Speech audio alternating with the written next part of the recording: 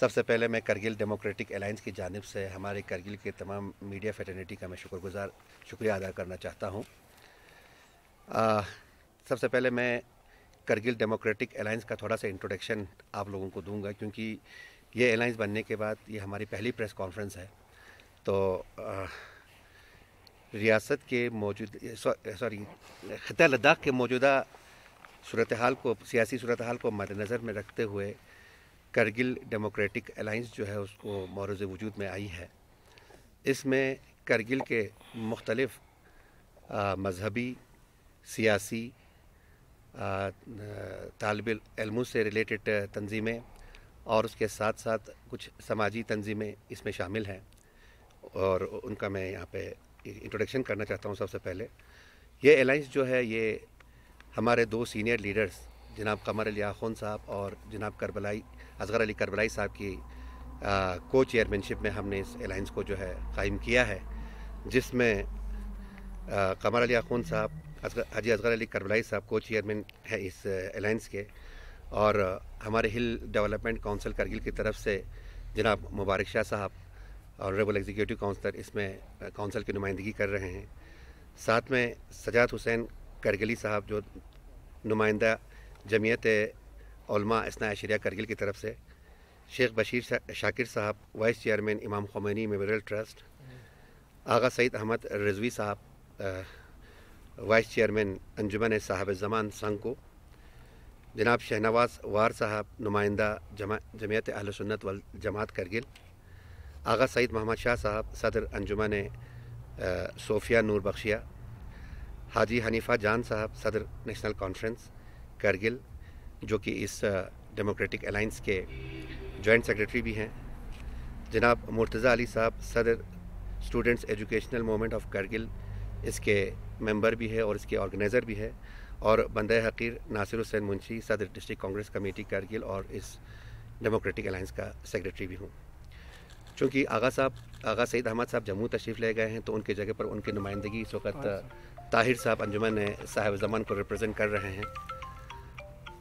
तो जिस तरह से मैंने आपको पहले ही जिक्र किया कि ख़ित्ता लद्दाख के मौजूदा सियासी सूरत हाल को मद्देनज़र में रखते हुए इस अलायंस को हमने कायम किया गया है।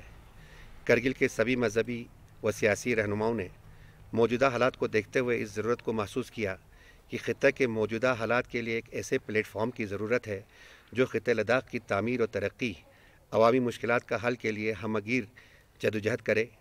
करगिल डेमोक्रेटिक अलायंस इसी प्लेटफॉर्म का नाम है, जिसमें करगिल के सभी बड़ी मजहबी व सियासी जमातें और तलबा की नुमाइंदा तंजीम शामिल हैं।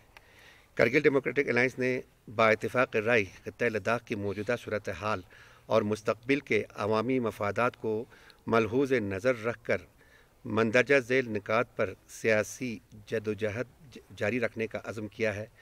इस दौरान काफ़ी गौर व खोस और मुख्तलिफ़ तबक़ाए फ़िक्र से तवील तबादला ख़याल के बाद मंदरजा झेल 2 निकाती एजेंडे पर इत्तिफ़ाक़ राय कायम करके एक करारदाद पास किया है, जिसकी कॉपी मैं अभी आप लोगों को मीडिया को दूंगा।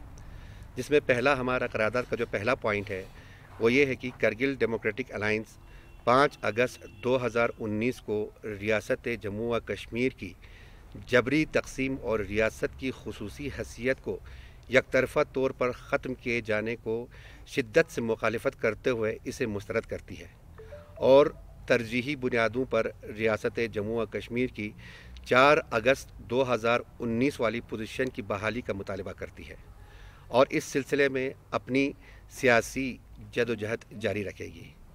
अलावा अज़ीं पूरे ख़ित्ते में मुस्तक़बिल में पेश आने वाले वाक़यात पर कड़ी नज़र रखेगी।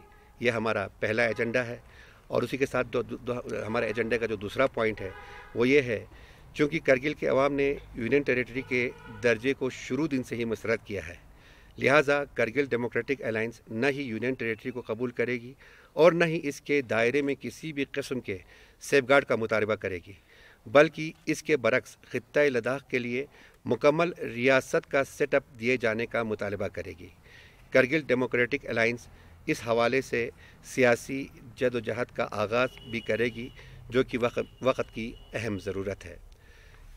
इन तंजीमों के अलावा करगिल के और भी कुछ तंजीमों से भी हमने राबता किया, उनके साथ भी तवील गुफ्तगू और तबादला ख्याल किया और उन्होंने भी हमारे इस करारदाद को जो है उसको साथ दिया है। उसमें हमारे सिग्नेटरी हैं, जिनमें हमारा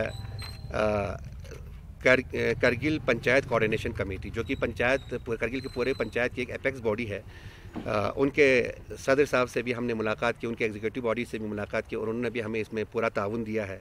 उसके साथ साथ करगिल बार एसोसिएशन के जो एग्जीक्यूटिव बॉडी से उनके साथ भी हमने तबादला ख्याल किया, उन्होंने भी हमें इस करारदाद पे जो हमारा साथ दिया है। और उसके साथ साथ करगिल म्यूनसिपल कमेटी के जो मेंबरान हैं उनके साथ भी हमने मुलाकात की, उन्होंने भी इस करारदाद को जो है हमें साथ दिया है। और साथ ही साथ मर्चेंट एसोसिएशन करगिल, उन्होंने भी हमें इस करारदाद को जो है साथ दिया है।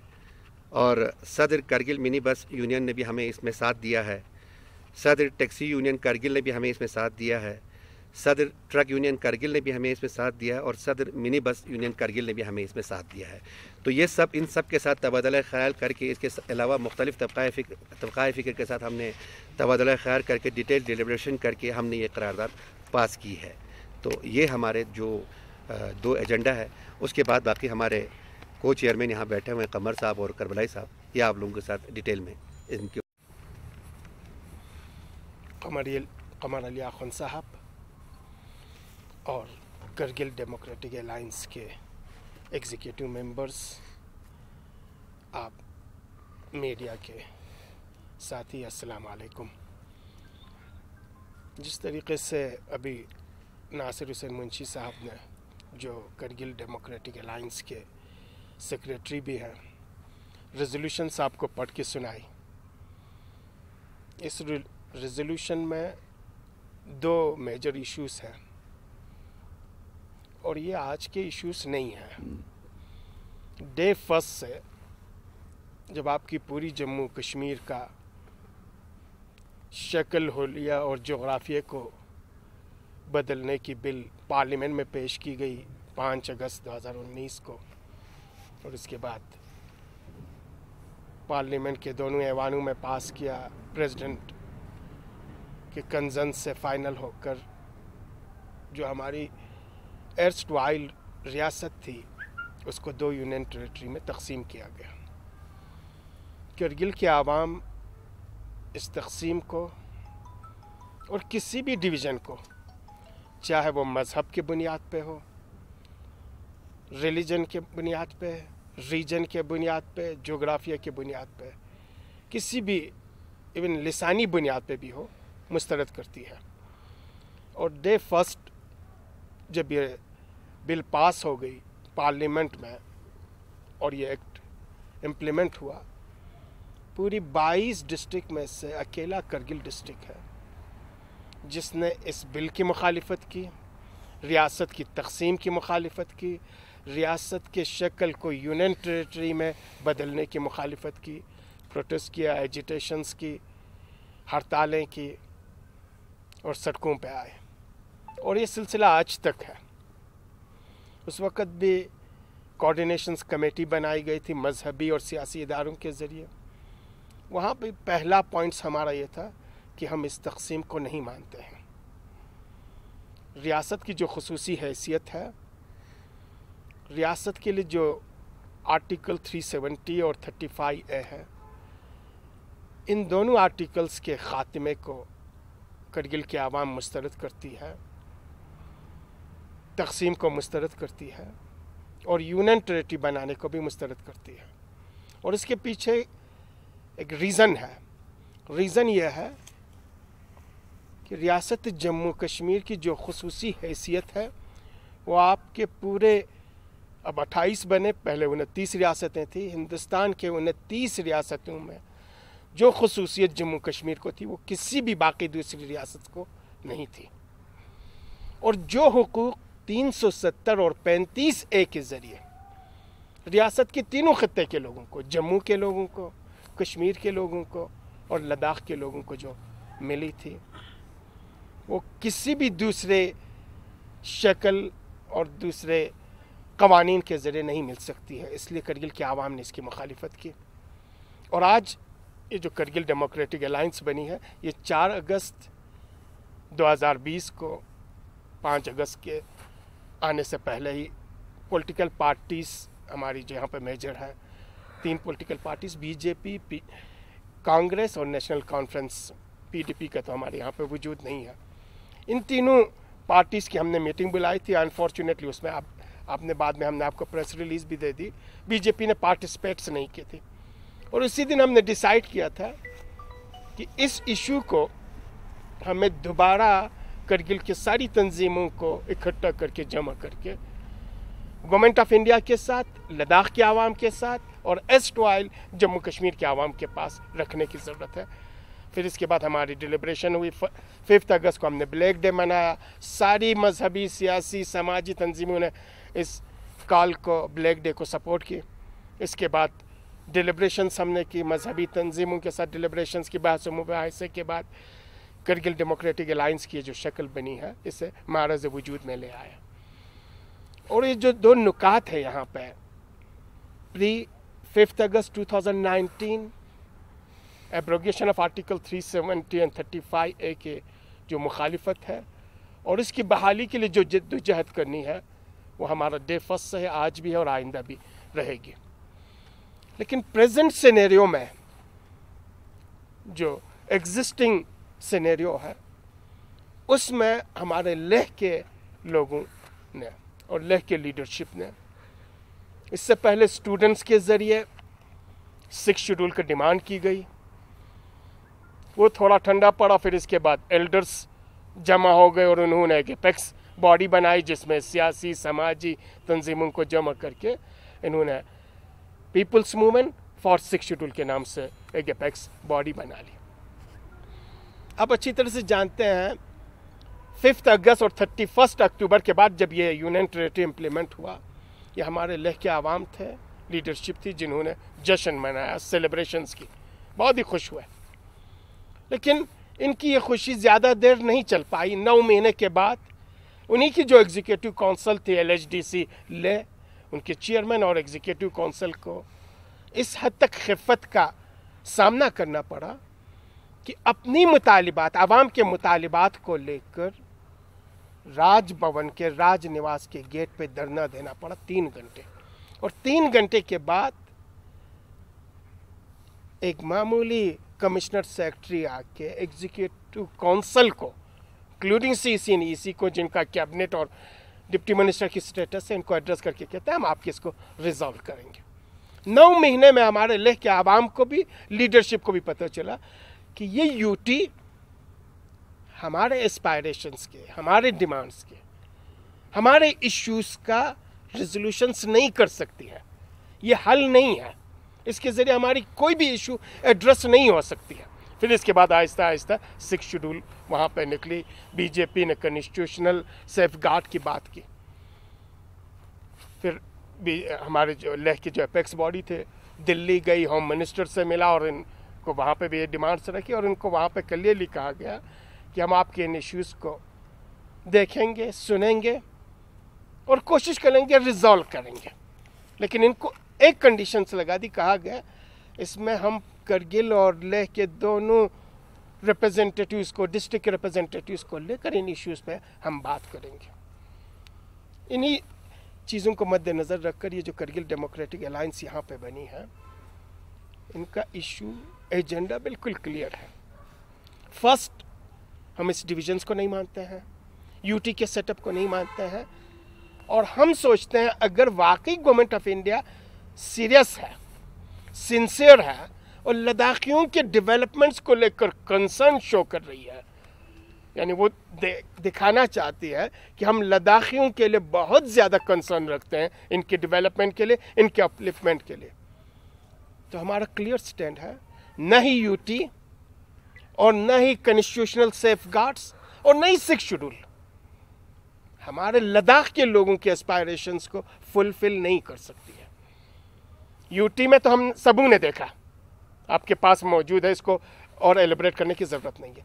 6 शेड्यूल में भी आपके पूरी लद्दाख की जो अथॉरिटी है वो फिर एलजी के पास है।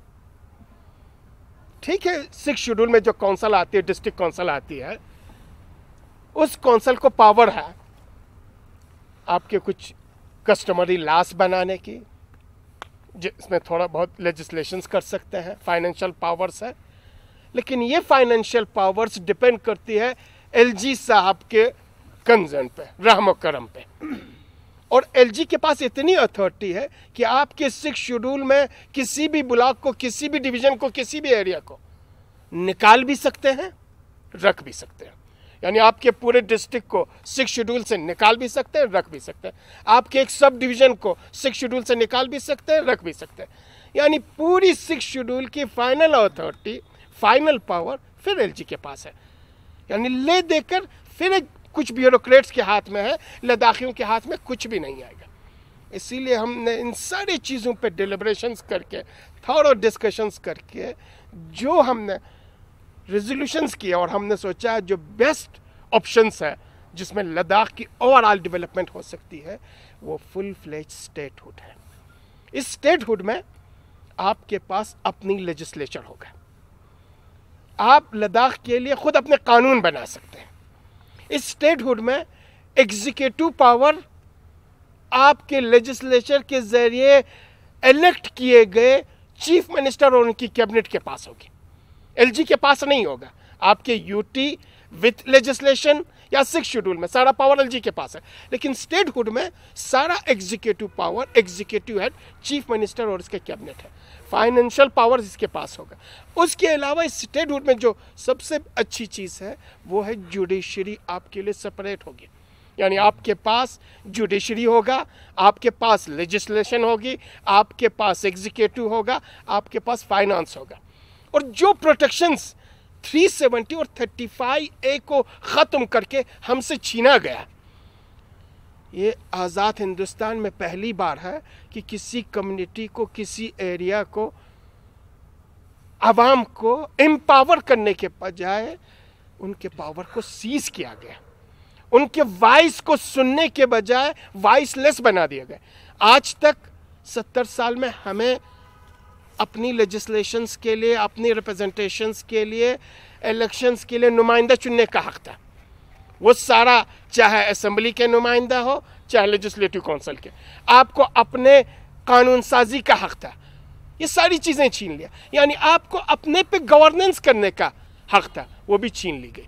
यानी हमारी लद्दाख पे गवर्नेंस अब 3-4 ब्यूरोक्रेट्स करेंगे, हमारे लद्दाख की मुस्तकबिल और फ्यूचर का फैसला ये 3-4 आदमी करेंगे, लेजिस्लेशन ये 3-4 आदमी करेंगे, फाइनेंशियल पावर ये 3-4 आदमी डिसाइड करेंगे, हम क्या चाहते हैं ये 3-4 आदमी डिसाइड करेंगे। और ये चीज़ें हमें किसी भी कीमत पर एक्सेप्टेबल नहीं है। और हम सोचते हैं, और हमारी लेह के आवाम से, लेह के लीडरशिप से भी यही रिक्वेस्ट है कि अगर वाकई हम सभी मिल के लद्दाख के आवाम के कंसर्न्स को, इनके इश्यूज़ को एड्रेस करना चाहते हैं, रेजोल्यूशंस करना चाहते हैं, न ही ये आपके यूटी में इसका एड्रेस हो सकता है, रेजोल्यूशंस हो सकता है, और न ही आपके 6 शेड्यूल में हो सकता है, और न ही यूटी विद लेजिस्लेशन में हो सकता है। अगर हो सकता है इस पूरी प्रेजेंट सिनेरियो में, वो है अलहदा रियासत में।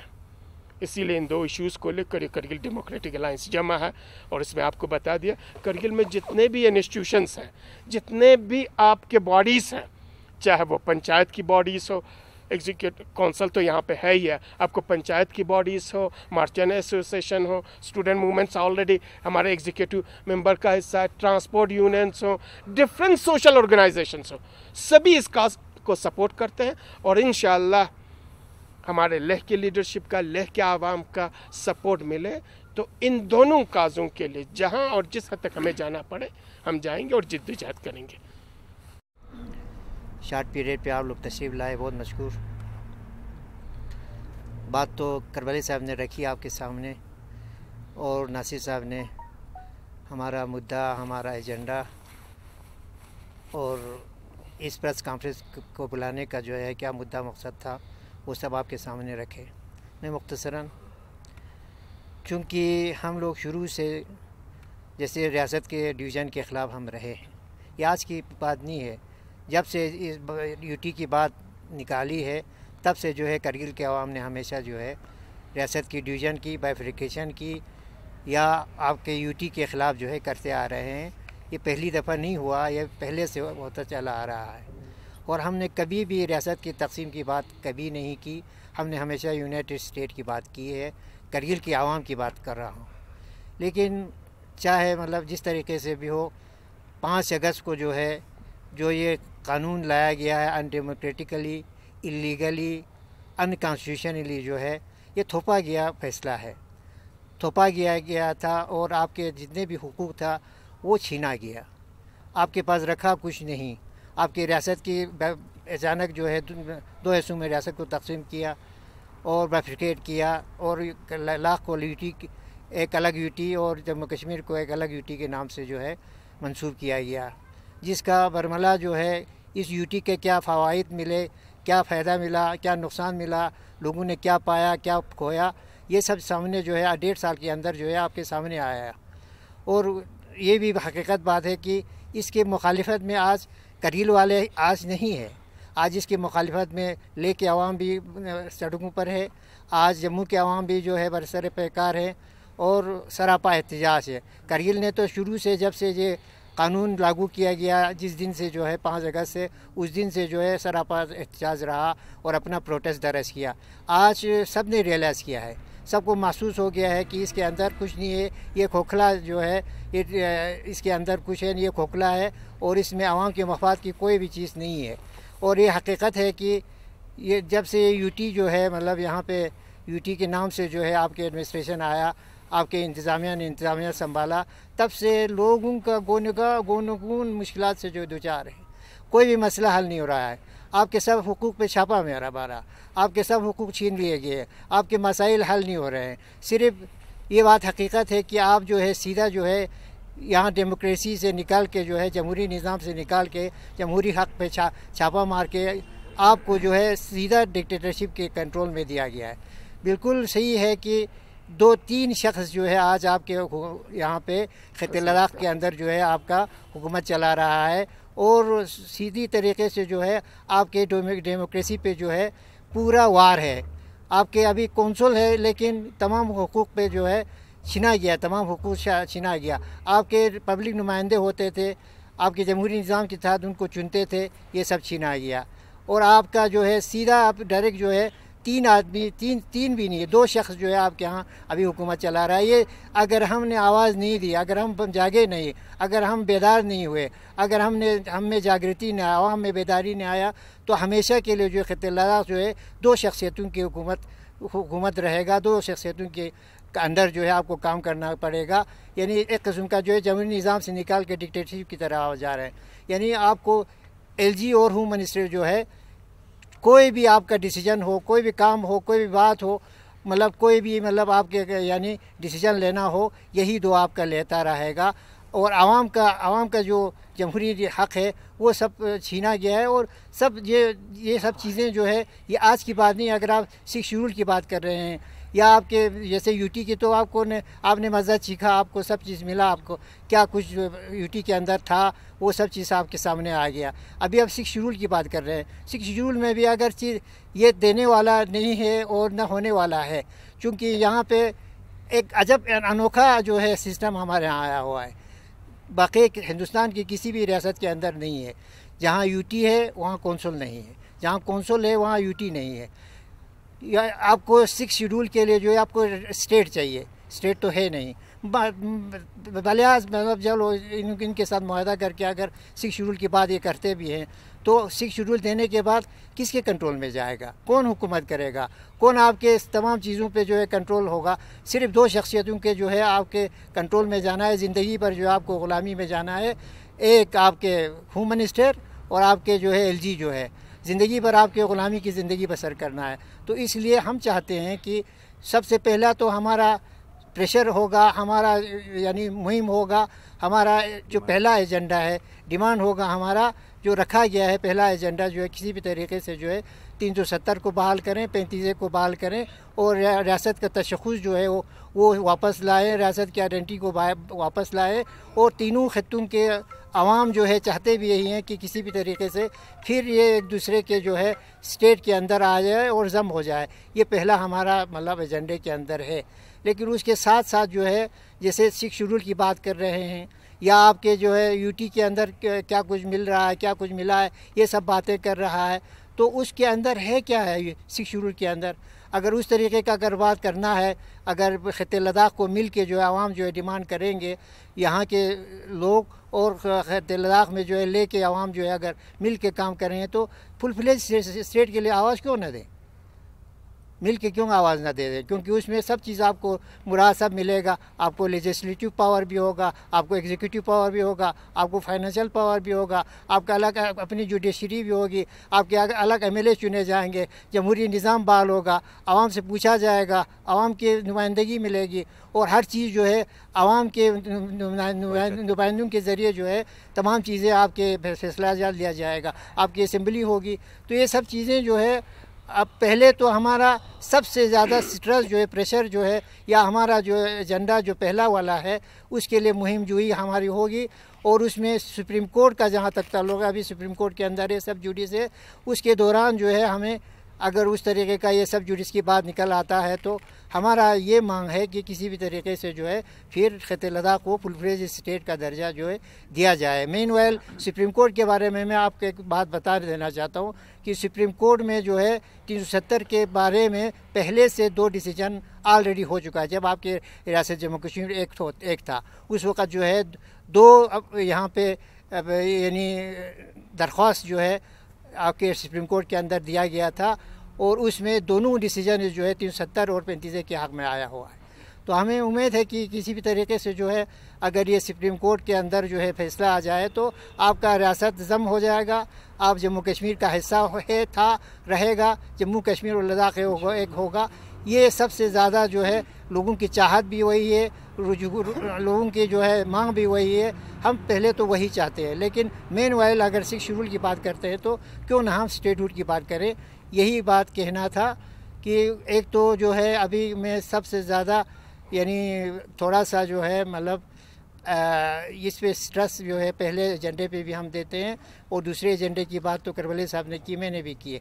लेकिन सबसे पहले जो है मैं यहाँ पे जो जितने भी रिलीजियस तंजीमें हैं उन्होंने हिमायत दे दी, उनकी रिप्रेजेंटेटिव्स दे दिया, उनका शुक्रिया अदा करना चाहता हूँ। उसके अलावा जो हमने डिलिब्रेशन किया मुख्तलिफ़ तंजीमों के साथ जो है उन्होंने भी अपना पूरा एतमाद जो है हमें देने के जो है एतमाद दिलाया और उन्होंने पूरा एतमाद हमारे साथ दे दिया और हमें जो है हमेशा यानी जिस वक़्त भी ज़रूरत होगा वो हमेशा हमारे साथ खड़े रहने की बात की, उनका भी मैं मशकूर हूँ।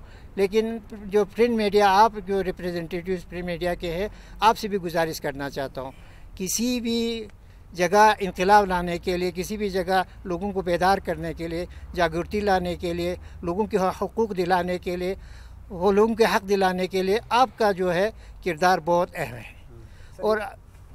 और अहम है। आपसे गुजारिश करना चाहता हूँ कि आपका जो है सबसे ज़्यादा अहम किरदार रहेगा और इसमें जो है सबसे ज़्यादा जो भी मिसाल अभी हमारा 2 एजेंडा जो हमने आपके सामने रखा है उसको पब्लिक करना, उसको पब्लिक में लाना, उसमें जो है किसी तरीके से उस एजेंडे को जो है मतलब लोगों तक पहुंचाना जो है सबसे ज़्यादा अहम रोल जो है वो आपका रहेगा।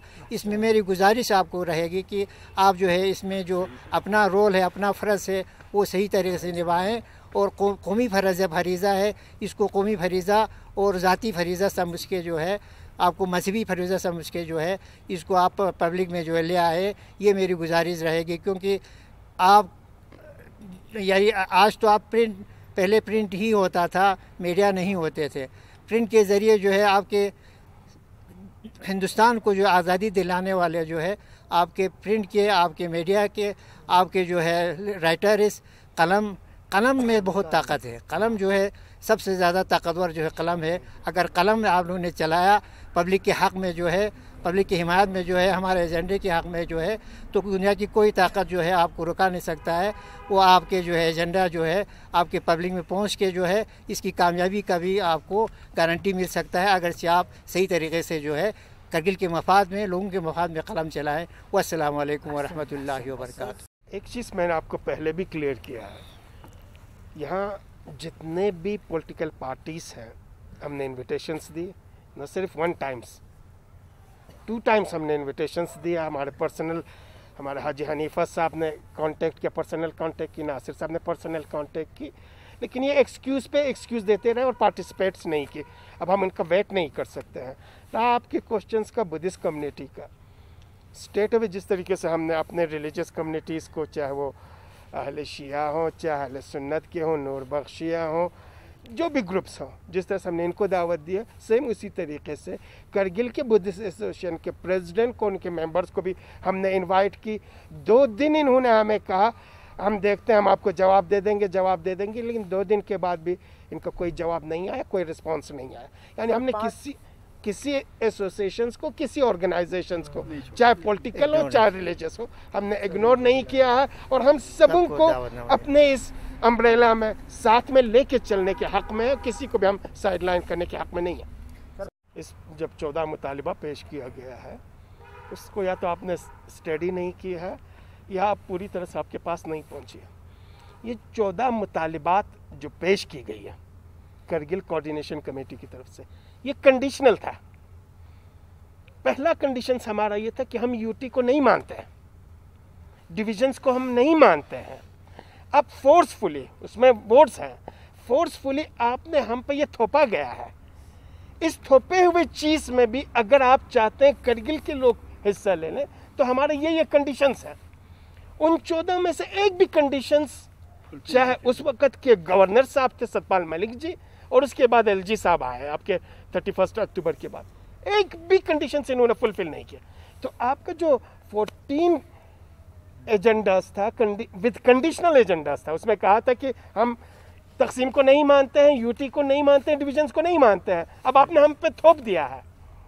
इस थोपे हुए चीज़ में ये चीज़ें हमें चाहिए, प्रॉमिस किया, एक भी चीज़ें नहीं हुआ, इसलिए वो कंडीशनल चीज़ें टोटली ख़त्म हो गए। लॉजिकली इन्होंने इसे ख़त्म कर दिया। इसमें एक्चुअली मतलब ये बात, एक बात है, कुछ बात जो आपकी भी सही है कि हम में से बहुत सारे लोग ऐसे थे कि हमने कहा था कि ये एजेंडा जो है, ये जो 14 पॉइंट का नुकात है, ये पेश न करें, हम अपने एजेंडे पे कायम रहें। जो हम लोग रिस्टोरेशन की बात कर रहे हैं 35 और 73 की, उस पर कायम रहें। लेकिन बुज़ुर्गों का मशवरा था कि आप देखिए, क्योंकि गवर्नर ने ये कहा था कि हम जो है, आप जो भी यहाँ पे पॉइंट नुकात रखेंगे वो हम 31 अक्टूबर तक जो है हम तमाम जो है हल करके आपके पास फिर लेकर आएंगे, मैं ख़ुद आ जाऊँगा। तो एक गवर्नर ने इस तरीके का इंश्योरेंस दे दिया, तो हमारे बुज़ुर्गों ने कहा फिर हमें दे देना चाहिए। लेकिन हम लोगों ने उसके सामने बोला, करवली साहब ने, मैंने ज़ाती तौर पे बोला था, देखिए सर, ये नुकात तो हम पेश कर रहे हैं आपको, लेकिन हमारा असली एजेंडा जो है रिस्टोरेशन की है, 35 को रिस्टोर करने की, 370 को रिस्टोर करने की है। हमारा ये जो आप अगर मुतालबा पूरा करता भी है तो ये आखिरी मसला नहीं होगा। हमारा हकीकत जो एजेंडा हमारा है ये रिस्टोरेशन वाला है, ये हमने क्लियर करके उसको दे दिया था। लेकिन या हमारी खुशकिस्मती कहे या हमारी बदकिस्मती कहे, एक गवर्नर का कमिटमेंट था, उसने कहा था मैं सब 14 पॉइंट को हल करके जो है मैं ख़ुद लेकर आ जाऊँगा। उसमें से एक नुकात का भी हल जो है नज़र नहीं आया। ये डाइवर्शंस नहीं है, आपको गलतफहमी नहीं हो ना कि हम अपने एजेंडे से इधर उधर डाइवर्ट्स नहीं हुए, वो शुरू से है। तो अब जवाब दे दूं, कश्मीर ऑलरेडी अभी रेजोल्यूशंस होना है पूरे कश्मीर इशू को। ये मेरा स्टैंड नहीं है, ये जम्मू कश्मीर के आवाम का स्टैंड है और गवर्नमेंट ऑफ इंडिया का स्टैंड है। अभी जो गवर्नमेंट है उसकी मैं बात कर रहा हूँ, पिछले गवर्नमेंट्स की मैं बात ही नहीं करूँगा। अभी जो गवर्नमेंट अपने आप को बहुत ज़्यादा नेशनलिस्ट मान के चलती है, वो भी कहती है कि अभी कश्मीर के इश्यूज़ को हमें रिजॉल्व करने हैं। वो कहती है गिलगित बल्तिस्तान और AJK, जिसे हम पाकिस्तान एडमिनिस्ट्रेटेड कश्मीर कहते हैं, वो लोग AJK कहते हैं, हमारे कुछ लोग PO को कहते हैं, मुजफ्फराबाद और मीरपुर। सभी का दावा यह है कि चाहे आपके पाकिस्तान एडमिनिस्ट्रेटेड कश्मीर हो चाहे गिलगित बल्तिस्तान हो, पार्ट ऑफ JNK है और अभी इन सारों को रिजोल्यूशन होनी है। आपके फर्स्ट पॉलिटिकल जो मैप इस गवर्नमेंट ने 31 अक्टूबर के बाद प्रिंट मीडिया को, इलेक्ट्रॉनिक मीडिया को दे दिए, उसमें आपने देखा होगा आपके पूरे लद्दाख को right from Chushul, right from Zojila up to Chitral, Gilgit Baltistan तक पूरा लद्दाख बना के दिखा गया है। इसलिए हमारा जो कश्मीर का इश्यूज है वो ऑलरेडी रेजोल्यूशंस में है। और अभी एक नया इशू हुआ है, वो क्या हुआ, जो एग्जिस्टिंग आपका स्ट्रक्चर था प्री 5 अगस्त 2019 जो एक स्ट्रक्चर्स था, उस स्ट्रक्चर्स को भी ख़त्म कर दिया गया। इसलिए हम कहते हैं आपके ये सारी इश्यूज को, चाहे AJK ले लें, चाहे आप POK ले लें, चाहे गिलगित बल्तिस्तान ले लें, लद्दाख ले लें, जम्मू ले लें, कश्मीर ले लें, इन सबों को रिजॉल्व करने से पहले जो एग्जिस्टिंग स्ट्रक्चर है उसको रिस्टोर कर लें। और इसके अंदर जो हमारा पोस्ट 5 अगस्त आपका एक स्ट्रक्चर बनी हुई है जिसमें UT बना है, उस UT में हम अभी रह रहे हैं। ये UT हम पे थोपी गई है और हम यही कह रहे हैं कि ये UT हमारे किसी भी ग्रीवेंस को, किसी भी इश्यूज को, डिमांड्स को रिड्रेसल नहीं करती है, सॉल्व नहीं करती है। इसलिए ये जो 2 एजेंडा है, चाहे वो आपका 5 अगस्त विथ 370 और 35 है, इस part of J&K, Ladakh need statehood. ये नीड ऑफ स्टेटहुड किस लिए है? क्योंकि हम सोचते हैं जो एग्जिस्टिंग आपका UT है और जिसमें हमारे लेह के लोग अभी कह रहे हैं कि बीजेपी, लेह के बीजेपी कहती है कि हम कॉन्स्टिट्यूशनल सेफगार्ड की बात करते हैं, हम लेह के एपेक्स बॉडी कहती है नहीं जी, ये कॉन्स्टिट्यूशनल सेफगार्ड भी दिखावा है, इसमें कुछ डोमिसाइल ले आएंगे, लैंड ला ले आएंगे, ये हमारे लिए सेफ नहीं है, ये हमारे लिए सिक्योर नहीं है, वो कहते हैं 6 शेड्यूल। तो इनमें कहीं पे भी किसी जगह कोई कंट्राडिक्स नहीं है। इसका मतलब ये नहीं है अगर आज हम स्टेटहुड मांग रहे हैं तो हम 5 अगस्त प्री 5 अगस्त के पोजीशन को छोड़ने वाले हैं। प्री 5 अगस्त पोजीशंस पे भी हम इस बात को नहीं छोड़ने वाले। अभी प्री 5 अगस्त की आप बात कर रहे हो, हम ये नहीं छोड़ने वाले। हम कहते हैं कि आपका 47 का जो हमारा लद्दाख था, जिसका अभी एक पार्ट उधर है, जिसमें बल्तिस्तान के जी आज जो 4 डिस्ट्रिक्ट हैं बल्तिस्तान के, अभी मैं गिलगित की 6 डिस्ट्रिक्ट की बात नहीं करूँगा, टोटल ये गिलगित बल्तिस्तान के 10 डिस्ट्रिक्ट हैं। उस 10 डिस्ट्रिक्ट में से 4 डिस्ट्रिक्ट शिगर, स्कर्दो, गांचे और खरमंग, ये आपके लद्दाख का हिस्सा था। हम कहते हैं ये हमारा हिस्सा है। कल्चरली हम एक हैं, हिस्टोरिकली हम एक हैं, रेस हमारी एक है, ज़बान हमारी एक है, सकाफत हमारी एक है, जोग्राफिया हमारी एक है, सब कुछ हमारी एक है। इसलिए हम कहते हैं इन सारी चीज़ों को रिजॉल्व कर लो। तो एक इशू को, एक डिमांड को मानने का ये मतलब नहीं कि दूसरे डिमांड्स को हम छोड़ रहे हैं। नहीं, एक्चुअली जो है जम्मू कश्मीर का जहाँ तक ताल्लुक़ है, ये मसला जो है ज़िंदा पाकिस्तान और हिंदुस्तान ने रखा है। हिंदुस्तान कह रहा है कि वो जो POK, पाक ऑक्युपाइड वो कहते हैं ना, वो हमारा है, हम उसको हासिल करके बैठेगा। पाकिस्तान बोल रहा है कि ये जो जम्मू कश्मीर है ये हमारा पार्ट एंड पार्सल है, वो हम हासिल करके बैठेंगे। पहले तो हमें जो है हिंदुस्तान और पाकिस्तान क्या से इसमें क्या बातचीत के ज़रिए किसी तरीके से जो है इसमें इस बात पे इत्तेफाक हो जाए कि कौन सा हिस्सा किसका है, किस तरीके से इसको रिजॉल्व करें, किस तरह से हल करें। अभी जम्मू कश्मीर के आवाम को छोड़ के, जम्मू को छोड़ के, लद्दाख को छोड़ के, पहले तो इन दोनों का जो है मसला जो है कहीं पहुंचना चाहिए कि ये किस तरीके से ये कह रहा है कि ये पाक ऑक्युपाइड कश्मीर जो है वो हमारा है, ये कह रहा है जम्मू कश्मीर हमारा है। तो पहले तो ये दोनों पे टेबल पे बैठ के बात तो करें कि किसमें क्या सिलसिला जो है, किस तरीके का इसको रिजॉल्व करेंगे, किस तरह इसका हल ढूंढेगा, कि किस तरह उसमें वहाँ के आवाम को भी एतमाद में लेने की ज़रूरत है, यहाँ के आवाम को भी आवाम में एतमाद में लेने की। और हमारा जो 370 का या 35 का ताल्लुक़ है ये कोर रिलेटेड है। आपके जो मिसाल के तौर पर हम अभी फुल फ्लेज स्टेट का जो है डिमांड कर रहे हैं, ये कोर रिलेटेड है, ये कोई अलग इशू नहीं है इसमें, क्योंकि जम्मू कश्मीर लद्दाख जो है एक रियासत है और ये रिजॉल्व होना है। अभी जो हिंदुस्तान और पाकिस्तान टेबल पे बैठ के जो है जब तक इसका मसला का हल नहीं ढूंढेगा तब तक ये मसला जो है जम्मू में भी ज़िंदा रहेगा, कश्मीर में भी ज़िंदा रहेगा, लद्दाख में भी ज़िंदा रहेगा। कमर साहब, आप कारगिल कि हम लोगों ने पहले भी शायद इसका हमने थोड़ा सा एक्सप्लेन किया था। हमने एक्चुअली जो है इस वक्त PDP था, लेकिन इस वक्त बीजेपी है। इसमें ये सवाल आप बीजेपी को पूछना चाहिए, क्योंकि आज कौंसल जो है आज डेमोक्रेटिक अलायंस का पार्ट है, तो ये बीजेपी को पूछना, क्योंकि हमारे इस एजेंडे को चलते हुए तो बीजेपी उसमें हमारे यहाँ पॉलिटिकल लीडर्स के साथ साथ रिलीजियस ऑर्गेनाइजेशंस भी है, तो मैं ये नहीं समझता हूँ कि जो पार्टी लेवल की जो राइवलरीज हैं वो हमारे रिलीजियस रिप्रेजेंटेटिव्स की मौजूदगी में आप लोग इस मसले पे बात करें। जब पॉलिटिकल पर आप उनसे इंडिविजुअली पूछिए कि कौन सा एक बात इनका मेरे ख्याल में अभी जो सज्जाद साहब कह रहे हैं वो बेटर है। आपको इस इशू को नेशनल कॉन्फ्रेंस के जरिए आप सज्जाद साहब, क्योंकि इन्होंने पॉइंट उठा दिया, तो बात ये है कि जैसे मैं आपको पहले बता रहा था कि ये डेमोक्रेटिक जो है हमारे जो है ईडीपी, उनके साथ हमारा अलायंस हो गया था, बाद में वो बीजेपी में चला गया। हैरानी आओ, इसमें सिर्फ मैं मतलब यहाँ जो बीजेपी के हमारे नुमाइंदे हैं या आपके जो है हमारे डिस्ट्रिक्ट के या स्टेट के जो है, उसमें सिर्फ मैं एक बात बताना चाहता हूँ कि इन्होंने जो है नेशनल कॉन्फ्रेंस के पर क्या इल्ज़ाम लगाया, उनकी मिनिस्टर ने कल क्या इल्ज़ाम लगाया, कांग्रेस को लेके जो है इल्ज़ाम क्या लगाया। क्या उस मिनिस्टर ने जो है यहाँ पे नहीं सोचा, यहाँ ये कॉन्फ्रेंस के साथ बैठा हुआ है, उनकी ज़मीर यहाँ नहीं जगा, वो वहाँ पे बात कहता है, यहाँ पे ये इनको इनकी अपनी ज़मीर जागना चाहिए। इनकी मिनिस्टर क्या कह रहा है, नेशनल कॉन्फ्रेंस के साथ अलायंस करके जो है कांग्रेस को किस तरह से टारगेट कर रहा है, तो क्या यहाँ पे ये अपना फैसला खुद ले नहीं सकता है? क्या अपने ज़मीर यहाँ नहीं जगह है?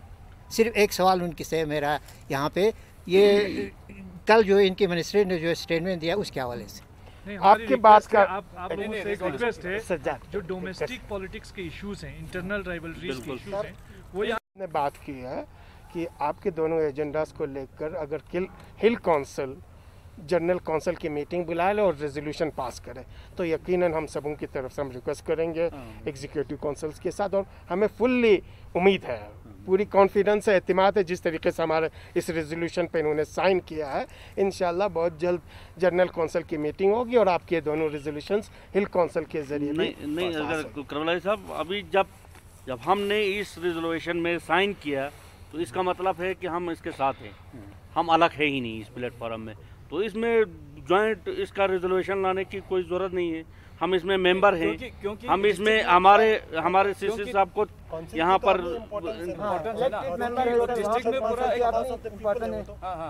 सबसे बड़ी एग्रीड है यार, इसमें कोई इतना आपको डिफरेंस नहीं है, एग्रीड है। एपेक्स बॉडी को टाइम भी दे दी और कहा हम करगिल के डेमोक्रेटिक अलायंस फुल्ली प्रिपेयर्ड है, जब भी आप आए। अभी उनके 2 लीडर्स या पता नहीं कितने लीडर्स हैं, इनको थोड़ा बहुत ये कोविड की वजह से कुछ प्रॉब्लम्स आई हुई है, जो ही वो रिजॉल्व होगी तो इंशाल्लाह हमें उम्मीद है कि वो एपेक्स बॉडी यहाँ पे आएगी और डिफरेंट इश्यूज पे हम बात कर लेंगे। एपेक्स नहीं टाइम फिर हमने जब यहाँ पर सारे लोगों से मिला, उसके बाद हमने यहाँ से उनको मैसेज भेजा था कि जब भी आपको टाइम मिले आप आ सकते हैं। पहले हम एंगेज थे। 2 इम्पोर्टेंट पॉइंट्स जो डिमांड्स थे से आपकी मतलब कि अगर आप कंट्री के इंटरेस्ट की बात कर रहे हैं तो हमारा स्टेटहुड कहीं पे भी आपको कंट्राडिक्ट नहीं करता है, आपके कॉन्स्टिट्यूशंस के खिलाफ नहीं है। हम कहते हैं with in constitutions of India, with in the geographical structures of India, with in the framework of India हम स्टेटहुड मांग रहे हैं। और ये हमारा अकेला डिमांड नहीं है, बहुत सारे यूटी आज स्टेटहुड मांग रहे हैं। जिस तरीके से आज हम स्टेटहुड मांग रहे हैं, आपका सिक्किम 2 लाख की पॉपुलेशन पे 7000 स्क्वायर किलोमीटर पे 1975 में स्टेटहुड मांगा और उनको स्टेटहुड दे दिया गया। आपके नॉर्थ ईस्ट के जो 11 स्टेट्स हैं, ये पहले नॉर्थ ईस्ट फ्रंटियर एरियाज थे, ये स्टेट्स नहीं थे। आज जो 11 स्टेट्स है वो स्टेट्स नहीं थे, इनको पहले एरियाज से यूटी में लाया गया और यूटी के बाद इनको स्टेटहुड दिया गया।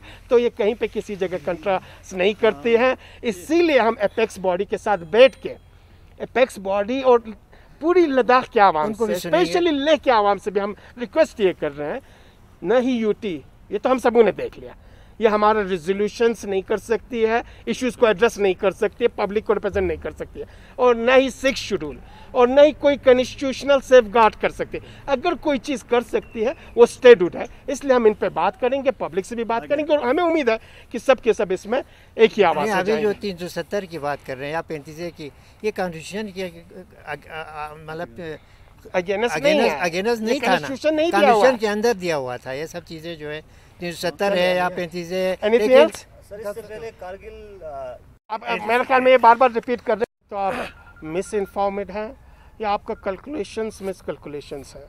जब हमारी जो जॉइंट यहाँ पे कोऑर्डिनेशंस कमेटी बनी, यहाँ पे प्रोटेस्ट हुआ, हड़ताल हुआ, इसके बाद खामोश नहीं बैठे रहे। यहाँ पे इतनी प्रोटेस्ट हुआ, इतना प्रेशर हुआ कि आपके जो रियासत के गवर्नर साहब थे सतपाल मलिक प्रेशर में आए और आपके करगिल में कोऑर्डिनेशन कमेटी से मिलने के लिए आए।